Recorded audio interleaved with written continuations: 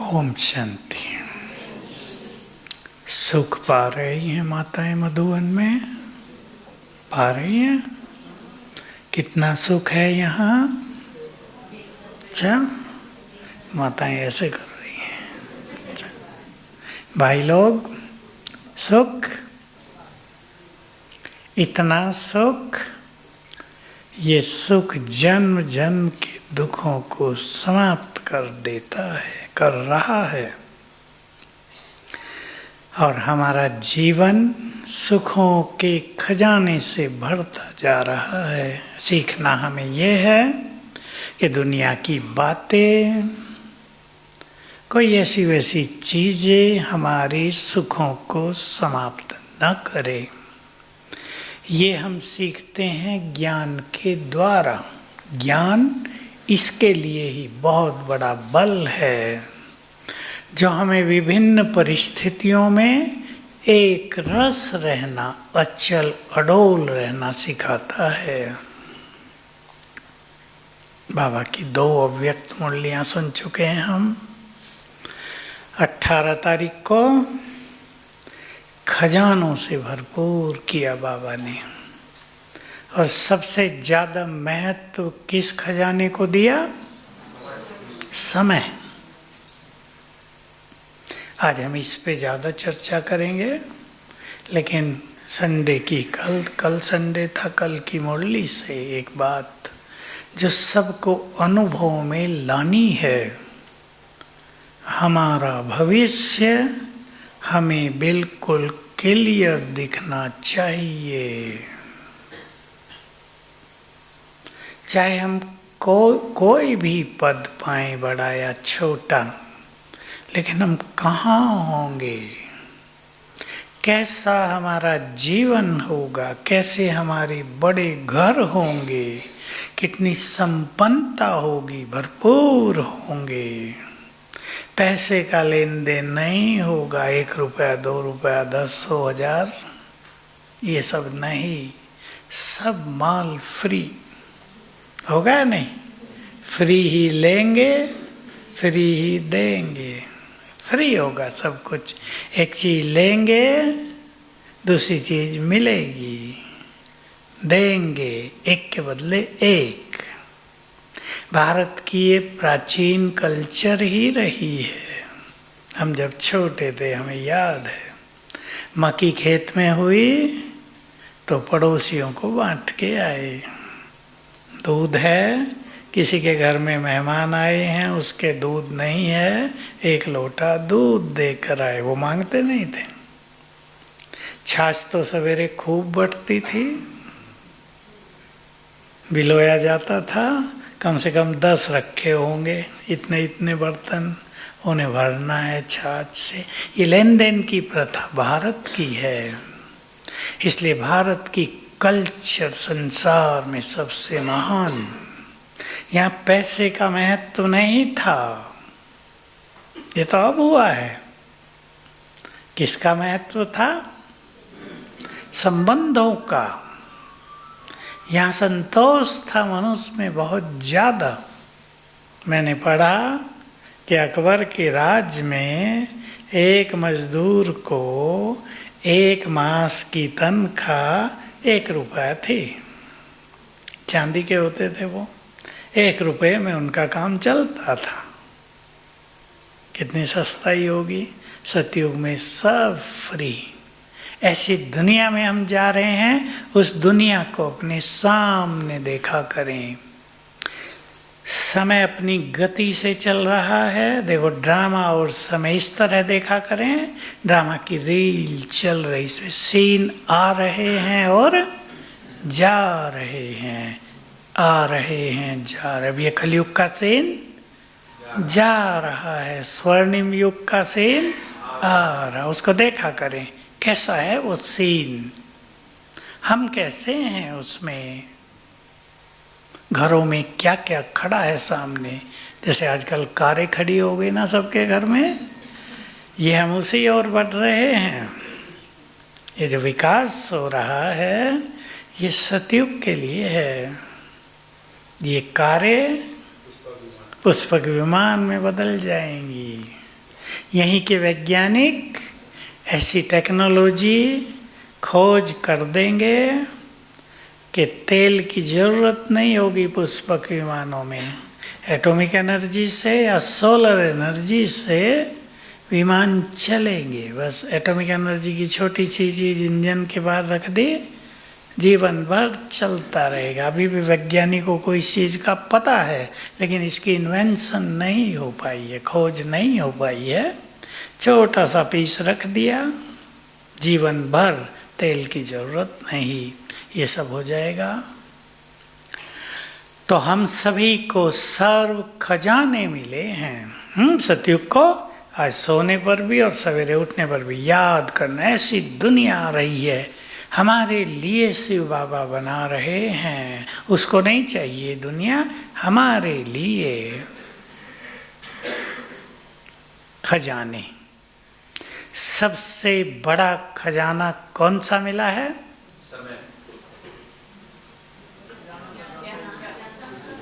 और नजदीक आओ। और स्वयं भगवान मिला है या नहीं? किस किस को मिला? कोई संसार की सभा में हाथ उठाएंगे सारे के हमें भगवान मिला? सन्यासी देखे तो हंसेंगे कि ये सब पागल हो गए हैं। पहले तो कहते अपने दादा को भगवान कहते, अब तो दादा भी नहीं है ना। तो मिल गया ना वो जिसकी खोज थी युगों से। खोज भी हम सबको थी। इस मिलन की प्यासी हम आत्माएं थी। क्यों थी? और कुछ बताओ। कल पहले बाबा के मिलन का सुख अंतर मन में भरा हुआ था। द्वापर युग से भी वो जागृत होता था, भगवान कहीं मिल जाए, क्षण भर के दर्शन हो जाए, बस इतना ही तो सोचते थे। ज्ञान देगा वो आकर, ये तो पता ही नहीं था, किसी की कल्पना में नहीं था। श्री कृष्ण ने अर्जुन को ज्ञान दिया था, वो उसका काम था मोह नष्ट करना। हमारा थोड़ा ही है, हमारा काम है गीता का पाठ कर लेना, इतना ही था ना। कभी सोचा नहीं था, गीत है ना वो, भगवान इस तरह आकर ज्ञान देंगे, सरल शब्दों में देंगे, बड़े बड़े रहस्य सरल शब्दों में बता देंगे, सबको दिखा देंगे। ये ज्ञान बहुत बड़ा खजाना। बाबा ने साकार में कभी कहा, शास्त्रों में यदि ज्ञान रतन होते तो भारत साहूकार होता। भक्ति रत्न है शास्त्रों में। और शास्त्र भिन्न भिन्न तरह के हैं। कुछ शास्त्र ऐसे लोगों ने भी लिखे जो धर्म के विरुद्ध ही थे, लेकिन वो संस्कृत में हैं, वो एक ऋषि ने लिखे हैं, इसलिए वो शास्त्र हैं। भाई ज्ञान कुछ नहीं, उसमें उल्टी बातें बहुत हैं। एक व्यक्ति छींक से पैदा हो गया, छींक दिया और वो पैदा हो गया। हनुमान ने सूरज को मुंह में दबा लिया। आज के वैज्ञानिक सुने, आप सब भी हंसेंगे ना। जिसकी गर्मी 4 करोड़ माइल से मनुष्य को तपा रही है, उसको मुख में ले लेंगे तो क्या हाल हो जाएगा। तो ये क्या है? महावीर आत्माओं ने ज्ञान सूर्य को समा लिया। रहस्य हैं। कोई मनुष्य सूरज को मुंह में डाल ले, ये संभव नहीं है। इनके अलौकिक रहस्य हैं। तो हमें सबसे बड़ा खजाना मिला स्वयं भगवान, खजानों का बीज, और फिर मिला उसका ज्ञान। ज्ञान ने हमें राह दिखाई। सोचो, मेरे साथ सोचो, ज्ञान ने हमें राह दिखा दी। अब विचार करो, यहाँ से आपको म्यूजियम जाना हो पैदल और रास्ते का पता ना हो, इधर से जाएंगे, इधर से जाएंगे, नक्की का चक्कर लगा के जाएंगे या लेफ्ट से जाएंगे, तो भटक सकते हैं ना। और कोई व्यक्ति आपको मिल जाए, चलो मैं चलता भी हूँ और ये रास्ता है, लाइट भी जल गई, जब हम जाया करते थे तो अंधेरा होता था यहाँ से और म्यूजियम तक। यहाँ झाड़ियाँ होती थी दोनों ओर, ओम शांति भवन के आगे भी और नक्की लेक तक दोनों ओर झाड़ियाँ ही झाड़ियाँ। चिड़िया भी चूं कर देना रात को, डर लगता था। कभी कभी हमें अकेले ही आना पड़ता था 9 बजे रात को अंधेरे में, क्योंकि सांप यहाँ बहुत होते थे तो सांपों का रहता था ज़्यादा। आबू सांपों के लिए प्रसिद्ध था। कभी फिर अकाल पड़े यहाँ तो सब मर गए। तो भगवान मिला, सत्य ज्ञान मिला, सत्य राहें मिली, जीवन जीना आ गया। मुक्ति और जीवन मुक्ति दूर की चीजें नहीं रही, जन्म सिद्ध अधिकार हो गया। हमारे चित्त का अंधकार मिट गया। ज्ञान से क्या क्या हो गया, सब कुछ सामने दिखता है। मुक्ति धाम भी वो शमशान वाले मुक्ति धाम नहीं, जो असली मुक्ति धाम है, जहाँ आत्मा मुक्त होकर जाती है, वो भी यहीं से देख सकते हैं। स्वर्ग लोक जो इस संसार का सर्वश्रेष्ठ समय है, यहीं से दिखता है। और स्वयं भगवान के उस निराकार स्वरूप को भी यहीं से देख सकते हैं। क्या मिला इसके लिए?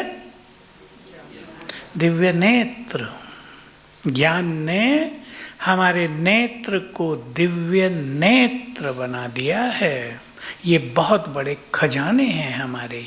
किसी मनुष्य के लिए उसकी बुद्धि सबसे बड़ी चीज होती है या नहीं? आपके घरों में जो बच्चे बुद्धिमान हैं, माँ बाप उनसे निश्चिंत रहते हैं ना, वो पढ़ेंगे या नहीं पढ़ेंगे, क्या करेंगे, निश्चिंत हैं। और जिसकी बुद्धि कमजोर है उसके पीछे पढ़ना पड़ता है। कोचिंग कराओ, ट्यूशन में भेजो, होमवर्क कराओ, माँ सारा दिन उसी के साथ लगी रहती है, फिर भी उससे कुछ होता नहीं, क्योंकि बुद्धि का खेल है। तो भगवान बुद्धि दे रहा है। ले रहे हैं सभी? विचार करेंगे इस बात पे। भगवान से बुद्धि मांगते थे ना, हमारे बच्चों को सद्बुद्धि दो, बुद्धि दो। अब दे रहा है। किसको मिलेगी श्रेष्ठ बुद्धि?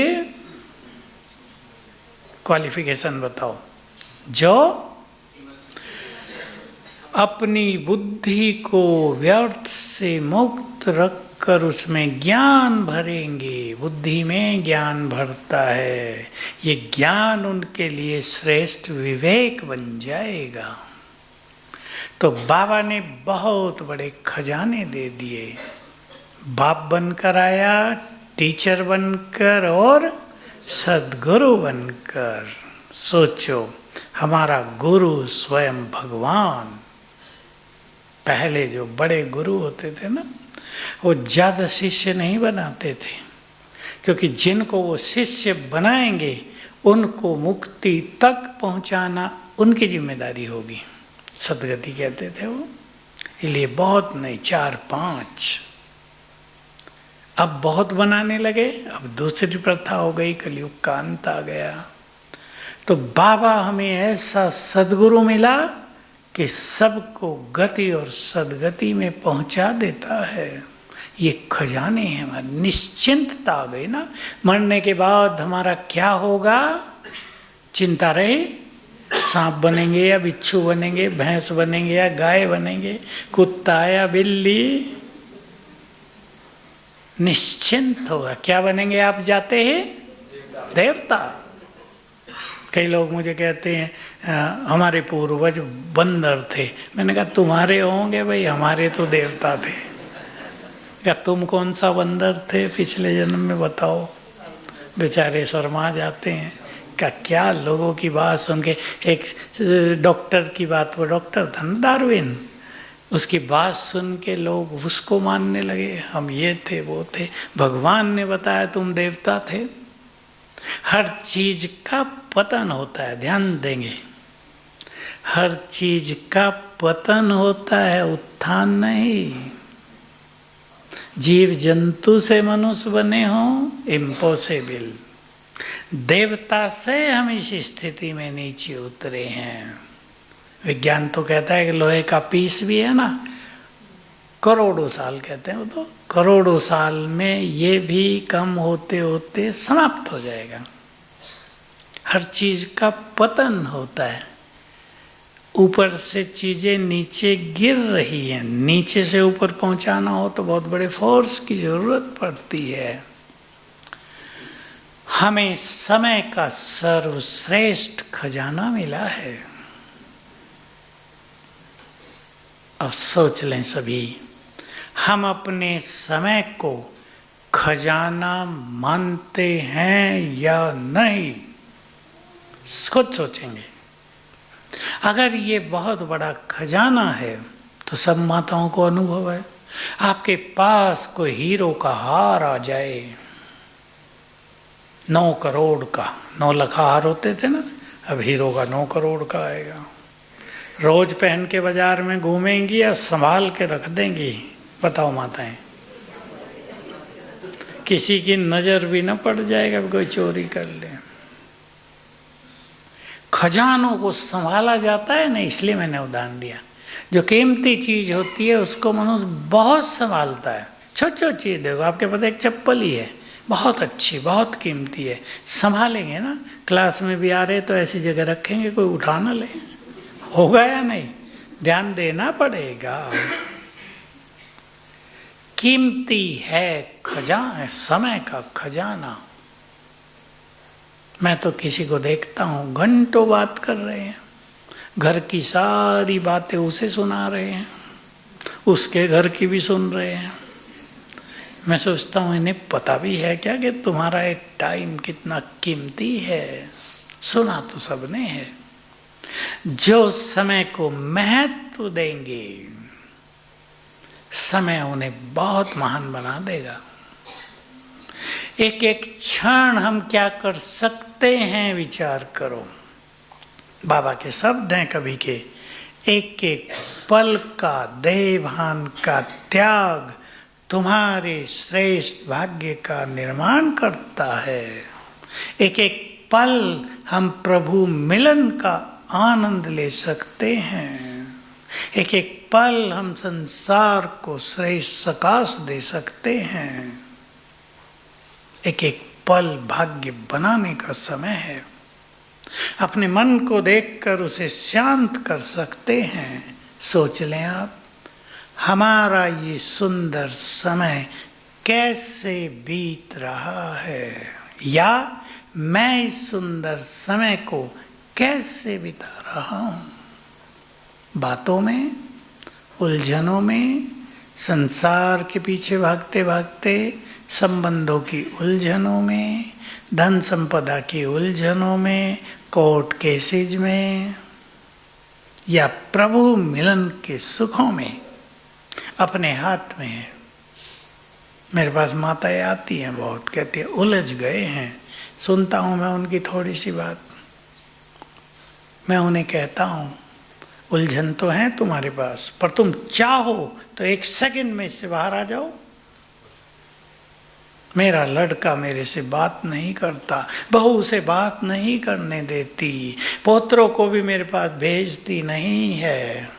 अब दादी को तो ये होता है ना, पोतरे गोद में खेले मजा आएगा, प्यार देगी, उन्हें पालना देगी। लेकिन जब वो नहीं कर रहे तो क्या करना चाहिए? माताओं से पूछता हूँ तो बोलो। इससे वो दुखी हो रही है बहुत। बात तो बहुत प्रैक्टिकल है ना, माताओं के चेहरे देख रहा हूं मैं। अब उसका वो प्यारा बच्चा जिसने जीवन भर उसको प्यार दिया है, दूध पिलाया है, पालना की है, उसके लिए जीवन समर्पित किया था, अब बहू आई तो उसे बात नहीं करने दे रही। मन पे तो आएगा, दुख तो होगा।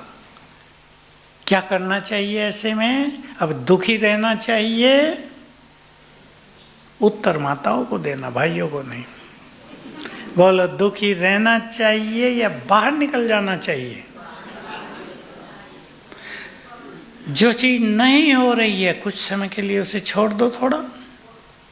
मैं जानता हूं एक माँ के लिए, दादी के लिए काम भारी है, फिर भी करना तो यही पड़ेगा। अपनी स्थिति को महान बनाओ, संसार आपके पीछे चलेगा। बाबा की बातों पे गौर करो सभी, स्वमान में रहो, संसार आपको सम्मान देगा। देह से न्यारेपन का अभ्यास करो, संसार के प्यारे बन जाओगे। ये भगवान ने कहा है, ये रहस्य हैं इस सृष्टि के। तो इन उलझनों में अपने को उलझाना नहीं है। मेरे पास ऐसी माताएं आती हैं, दूसरी माताओं की कहानी सुनो, यही केस उनके पास, कहती है ठीक है बंधन मुक्त हुए, हमने अपने बच्चों के लिए जो कुछ करना था कर दिया, अब उनका जीवन वो चलाएंगे, हम बाबा की ओर, अब मुझे जन्म जन्म का भाग्य बनाना है। मैं देखता रह जाता हूँ माताओं को, इतनी बुद्धिमान माताएं बुद्धिमान होती हैं। पढ़ाई मनुष्य को बुद्धिमान नहीं बनाती, बुद्धिमान तो सद्विवेक बनाता है, जो ईश्वरीय ज्ञान से मिलता है। पढ़ाई से डिग्री मिलती है, अहंकार भी पैदा हो जाता है। इसलिए सभी चिंतन करेंगे हमारा ये सुंदर समय कैसे बीत रहा है। सेवाओं में कौन कौन बहनें आ गई? बहुत अच्छा, देखो सारी सेवादारी माताएं बैठी हैं। अब कुछ चांस मिला ना, यहाँ सेवाएं भी ज़्यादा नहीं है, फिर भी आप आ गए। मेहरबानी है ना भगवान की, और आपकी अपनी योग्यता के घर छोड़ के, घर से बाहर निकल के 2-2 मास 1-1 मास यहाँ आ गए। सब कहाँ आते हैं? माताएं कहती है ये काम वो काम, मैं चली जाऊंगी पोतरों को कौन संभालेगा, मेरी बहू तो नौकरी पे जाती है, पीछे काम कौन करेगा। ये सब उलझने हैं ना। अपने को निकालना अपने हाथ में है। बोलो है भाई लोग, निकालो। ये समय कुछ और चल रहा है, ये समय लौट कर नहीं आएगा। इस समय को याद किया करेंगे। एक समय आया था भगवान इस धरा पर थे, हमारे सम्मुख थे, हमने उनको पहचाना था। लोग तो कहेंगे हमने पहचाना नहीं, हम कहेंगे हमने पहचाना था, हमने उसको देखा था, हमने उसका ज्ञान लिया था। फिर आगे कुछ निगेटिविटी होगी वो आएगी अंदर। हमने वो नहीं किया जो हमें करना चाहिए था, हमने वो नहीं किया जो हम कर सकते थे। कुछ चीज़ें मनुष्य के लिए ऐसी होती हैं जिन्हें वो कर ही नहीं सकता, और कुछ चीज़ें ऐसी हैं जिन्हें हर मनुष्य कर सकता है। तो हमें आज सोचना है, हमें वो कर लेना चाहिए जो हम कर सकते हैं। ठीक बात है या नहीं? बोलो भाइयों। अब माताओं की बारी खत्म हुई, करेंगे, हमें वो सब कर लेना है। चिंतन करो, हम नहीं करेंगे तो कौन करेगा। देखो, जिनके पास संपूर्ण ज्ञान हो, आज तक तो ज्ञान ही नहीं था, योग का भी ज्ञान नहीं था। किसी सन्यासी को, किसी आचार्य को, किसी बाहर के योगी को योग का ज्ञान नहीं है। वो तो आसन कराने वालों को योगाचार्य कह देते हैं, योग ऋषि। क्या? प्राणायाम कराता है। योग की डेफिनेशन तो शास्त्रों में भी है, आत्मा और परमात्मा का मिलन ही योग है, ये शास्त्रों में भी है। लेकिन वो मिलन हो कैसे, उसकी विधि क्या है, ये ज्ञान हम सबको। आज की मूल्य याद है सवेरे की? महावीर जो आत्मा समझ बाबा को याद कर ले, योग युक्त हो जाए, उसके स्वरूप पर स्थिर हो जाए। कहा ना बाबा ने, 45 मिनट तुम यहाँ बैठते हो पर योग 5 मिनट भी नहीं होता। कौन सा योग? बाबा बाबा करना केवल योग नहीं है, वो तो एक संबंध है। परम धाम में बाबा के स्वरूप को देखते हुए उसके पास बैठ जाना, उसके वाइब्रेशंस लेना, उसमें मगन हो जाना। शास्त्रों में, योग दर्शन में बातें हैं, उसके स्वरूप पर इतने तल्लीन हो जाएं कि हम रहें ही नहीं, वही वही रह जाए। और फिर वो भी ना रहे, वहाँ तो ये कह दिया ना, इतनी मगन अवस्था, इसको निर्संकल्प समाधि कह दिया। लेकिन ये पता नहीं चला कि वो है कौन, कहाँ कहाँ के नाम पे तो एक ही बात थी, सब जगह है। सब जगह योग कैसे लगेगा? स्थान चाहिए, रूप चाहिए। उसके स्वरूप पर स्थिर होने के लिए स्वरूप तो चाहिए। तो देखो, विचार करो, हम जिनके पास संपूर्ण ज्ञान है, जिन्हें योग की सरल विधि का ज्ञान है, जंगल में नहीं जाना है, प्राणायाम नहीं करने हैं, विशेष आसन पे नहीं बैठना है, आराम से लेट के भी किया जा सकता है, बैठ के भी किया जा सकता है। हम यदि योगी नहीं बनेंगे तो कौन बनेगा? बातें करो अपने से। बाबा हमें सब कुछ देने आया है, हम नहीं लेंगे तो कौन लेगा? जिससे भक्ति में मांगते थे, बाबा कहते थे तुमसे तो मांगना भी नहीं आता था। जैसे कोई भिखारी आपके घर आ जाए, उसको मांगना आएगा? कहेगा माता अन्न दो, भिक्षा दो। ये थोड़ा ही कहेगा घर मेरे नाम कर दो, कहेगा क्या? उसको कहना नहीं आएगा। तो भगवान से हमें क्या मांगना है ये भी नहीं आता था। छोटी छोटी चीज मांग लेते थे, उनकी हमें जरूरत फील होती थी। तो चिंतन करो, सुंदर समय हमारे हाथ में है, भगवान स्वयं हमारे हाथ में है, उसका साथ हमें मिल रहा है, वो हमारी पालना कर रहा है, हमारे कष्ट हरने आ गया है, निरंतर मदद देने को तैयार है। हम यदि श्रेष्ठ भाग्य नहीं बनाएंगे तो कौन बनाएगा? और चिंतन में देता हूँ, बात थोड़ी कड़वी लग सकती है किसी को, मैं तो मीठे रूप में बोलूँगा, कड़वे रूप में नहीं। जिन ग्रस्त में कोई भी आत्मा जिनके साथ अटक गई है, अटक जाते हैं ना, ज़्यादा मैं कुछ नहीं बोलूँगा, क्या वो हमें सदा साथ देंगे? आज हमारी जाने की बारी आ जाए, शरीर को भी कितना जल्दी उठा देते हैं, जल्दी उठाओ भाई, भूत बन के ना आ जाए।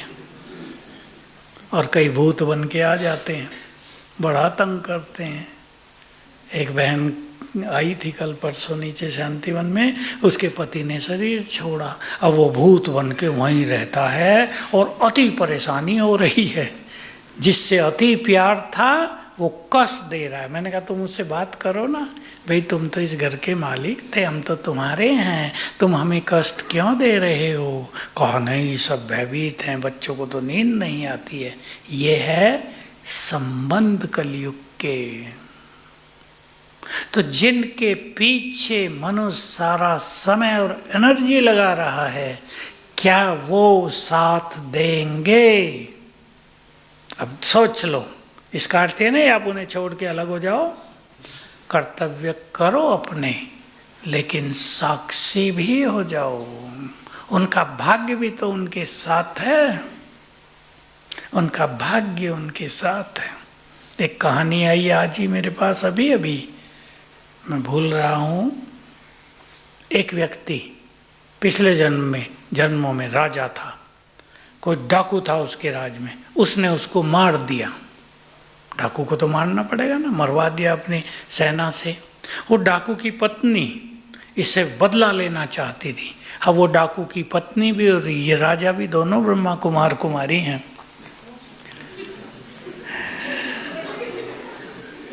अब वो जो डाकू की पत्नी थी वो इसे बहुत तंग कर रही है। क्या करूं? अभी शाम को ये बात आई मेरे साथ, क्या करूं? तो न जाने कौन कब का बदला लेने के लिए तब आ गया जब हम भगवान से सब कुछ लेना चाहते हैं।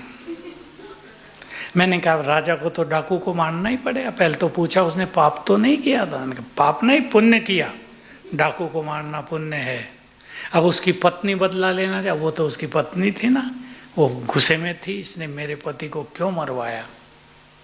तो देखो, जन्म जन्म के संबंधों का खेल इस समय चल रहा है।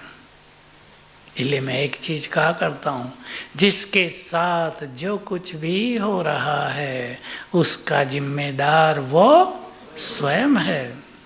अपने को खुद संभालना है। अब हर एक चिंतन करे इस सुंदर समय के लिए। मेरे साथ साथ चिंतन करेंगे। मुझे बाबा से सब कुछ लेना है। बाबा हमें सब कुछ देने आया। भगवान बाबा, कोई ब्रह्मा बाबा नहीं, कोई मनुष्य बाबा नहीं, स्वयं शिव बाबा हमें सब कुछ देने आया है। मुझे उससे सब कुछ लेना है। वो मुझे राजाई देने आया है स्वर्ग की, मुझे उससे राजाई लेनी है। वो मेरा जन्म जन्म का श्रेष्ठ भाग्य बनाने आ गया है, मुझे संपूर्ण भाग्य लेना है।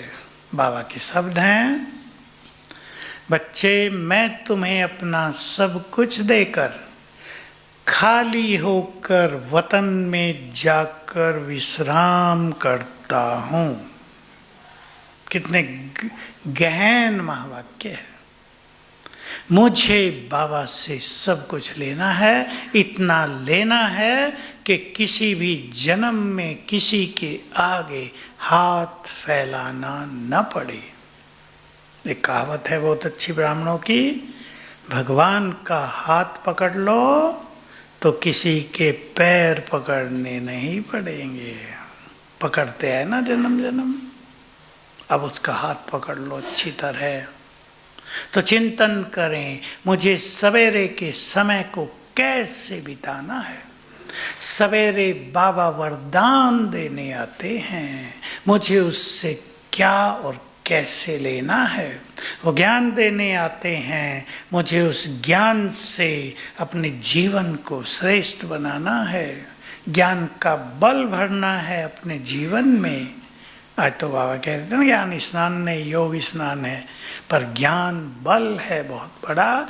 ज्ञान हमारे लिए प्रकाश है जो राह दिखा रहा है। चिंतन करें, जिनसे भी हमारे हिसाब किताब हैं, जो जन्म जन्म का लेने आए हैं। कोई लेने आया है और कोई देने आया है। किसी को क्षमा कर दो, किसी से क्षमा मांग लो। ध्यान देना, बहुत हल्के हो जाएंगे रिश्तों की कड़वाहट। हो सकता है जो आपसे बदला लेने आया है वो आपका बच्चा बनकर आ गया हो, जिसको आपने बहुत सताया था वो आपका पति बनकर आ गया हो, जिससे आपने कर्ज लेकर दिया नहीं था वो पोतरा बनकर आ गया हो। बीमार शुरू से ही, अब लगाओ सारा उतारो, और उतारते ही चल दिए, हम तो रोते भी रहो साथ में। ये हो रहा है कई परिवारों में। इसलिए किसी को क्षमा कर दो, किसी से क्षमा मांग लो, कर लेना 7 दिन ये काम। और जिन्होंने हमें जन्म जन्म मदद की है, ये बहुत सुंदर बात है, जिन्होंने हमें जन्म जन्म मदद की है या नहीं, सबको की, हजारों ने की होगी। उनको सच्चे दिल से शुक्रिया करो और फिर आपके यहाँ गुड फ्रेंड बन जाएंगे। उनके वो संस्कार जागृत होंगे, यहाँ आपको हर कदम पे मदद मिलने लगेगी। तो हम एक बहुत सुंदर समय से गुजर रहे हैं। युग परिवर्तन का समय है, आगे बहुत कुछ हम देखेंगे। क्या कहते हैं बाबा, वो देखोगे जो देखा नहीं जा सकता। बाबा के तो सिंपल शब्द होते हैं, देखना मासी का घर नहीं है। मुझे तो पता नहीं भाई मासी का घर कितना सरल होता है। हम तो बहुत छोटे थे तब मासियाँ बहुत प्यार करती थी, फिर तो कनेक्शन नहीं रहा। हम पढ़ाई में लग गए, फिर इधर आ गए। माताओं को पता होगा, कई मासी बैठी होंगी, वो कितना प्यार करती हैं। सहज नहीं होगा, इसलिए अपने को बहुत स्ट्रॉन्ग बनाने का समय है, ताकि हम रोने वाले नहीं, आंसू बहाने वाले नहीं, क्या बन जाएं। माताएं तो करती हैं ना वही काम, आंसू पहुंचने वाले बन जाएं। हम भूखे रहने वाले नहीं, भूखों को भोजन देने वाले बन जाएं। हम प्रकृति से कष्ट पाने वाले नहीं, प्रकृति को अधीन करने वाले बन जाएं। हम भगवान से मांगने वाले, उसको पुकारने वाले नहीं, उसको अपने साथ रखने वाले बन जाएं। उस पर भी हमारा अधिकार हो जाए। सभी चिंतन करेंगे हमें अगले कुछ सालों को कैसे बिताना है। भाइयों को मैं एक चीज कहूँगा, अपना पैसा इधर उधर अब ज़्यादा इन्वेस्ट ना करो। कई लोग शेयर मार्केट में लगा देते हैं और कई तो इतने बुद्धिमान होते हैं सारा का सारा लगा देते हैं। बुद्धिमानी है ये? लगाना ही है तो अपने परिवार के लिए रखकर फिर लगाओ। परिवार तो सड़क पे ना आ जाए ना, बच्चों को पढ़ा भी ना सकें, ऐसा तो ना हो जाए। लालच, अति लालच जिसके पास भी हो वो उससे मुक्त हो जाए, नहीं तो सबसे ज़्यादा कष्ट लालच देने जा रहा है संसार को। बहुत खेल बिगड़ सकता है कभी भी, क्योंकि गृह युद्ध के आसार बहुत तेजी से बढ़ रहे हैं। यूपी में तो कई जगह हो गया 2-3 दिन में ही, और लोग बुरा ही व्यवहार कर रहे हैं। विनाश काले विपरीत बुद्धि का खेल दिखाई दे रहा है कि जरा सी बात पे लड़ने मरने मारने को तैयार। ये नहीं भी, ये तो छोटी सी बात है, खत्म करो। नहीं, क्यों? तो खेल तेजी से बिगड़ेगा। विश्व युद्ध के किनारे संसार आ खड़ा हुआ है। आ गया या नहीं? भाई लोग तो सुनते होंगे ना समाचार, मैं भी कम सुनता हूँ, पर समझ में आता है कि अब ये चिंगारी बुझेगी नहीं, ये बढ़ती जाएगी। और ऐसा नहीं कोई एक दिन में एटम बम डाल के दुनिया को ख़त्म कर देंगे, ये कष्टकारी होगा। अभी आपने सुना होगा ईरान में या लेबनान में इजराइल ने ऐसी टेक्निक का यूज कर दिया था, पता नहीं फ़ोन उठाएं तो विस्फोट हो जाए। क्या क्या हुआ था? पेजर, हाँ। तो कहा ऐसा कर देंगे, बाथरूम जाने से भी डरें, फ़ोन उठाने से भी डरें, घंटी बजी कहीं विस्फोट ना हो जाए। इजराइल के कमांडर ने बोला अभी तो हमने 20% टेक्नोलॉजी का यूज किया, 80% हमारे पास बाकी है। ऐसा कर देंगे, भयभीत हों, बाथरूम में जाने से भी डरें, फ़ोन उठाने से भी डरें, बिजली का स्विच ऑन करने से भी डरें, विस्फोट हो जाएगा। भय पैदा होगा ना, तो ऐसा नहीं विनाश फटाफट हो जाएगा, सजाएं देकर जाएगा, विक्रम विनाश करा के जाएगा। इसलिए इस समय पर सभी को बहुत पावरफुल बनने की ज़रूरत है। अपने को बार बार याद दिलाया करें, ये समय दोबारा नहीं आएगा। एक एक दिन जो बीत रहा है वो दोबारा नहीं आएगा। हमारे लिए समय वरदानी बनकर आया है, लोगों के लिए विनाशकारी होगा और हमारे लिए आनंदकारी वरदानी समय। बाबा के बच्चे अतीन्द्रिय सुखों में डांस करेंगे, जो बाबा का स्लोगन है ना सिंधी में, मिरवा मौत मलू का शिकार। मिरवा माना हिरण, वह एक शिकारी हिरण को मारता है, हिरण की मौत होती है, शिकारी को शिकार मिलता है, वो आनंदित होता है। तो अपने को ज्ञान से भी भरपूर करेंगे, साक्षी भाव अपनाएंगे।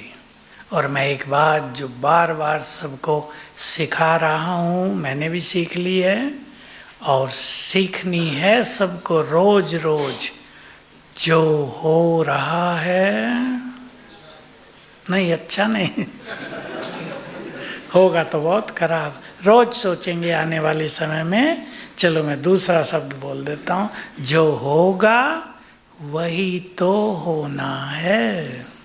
चित्त को शांत करेंगे। अच्छा हो रहा है ये हम अंदर रखेंगे, बाहर बोल देंगे तो लोग आपको हाल खराब कर देंगे कि हम मर रहे हैं, ये कह रहे हैं अच्छा हो रहा है।